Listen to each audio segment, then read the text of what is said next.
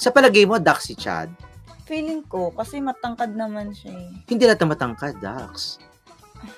Saan ba binabase yon? Sabi nila, may nagsasabi na pag matangkad ang lalaki, ducks. Oh. Pero pag ang lalaki, matangkad pero nag-gym ng sobra, lumiliit.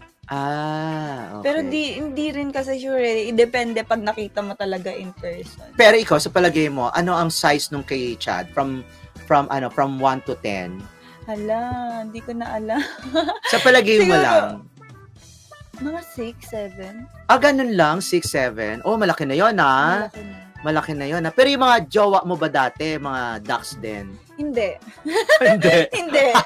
Ayoko ng ducks dito. Natatakot ako. Anong kaya mo lang size? 4, 5, ganun. Mga 4 or 5 lang. Malaki na rin ang 5 at 4, ha? Anong tawag dito? Ano ba yon? Siyempre, pag kunwari, hindi mo alam, kasi merong mga chubs na merong mga chubs na mataba yung mataba sila pero maliit. Merong mga chubs na kala mo maliit pero mataba at malaki. Naka-encounter ka na sa mga jowa mo ganon. So, paano yun? Malaking kawalan ba yun sa relasyon yun?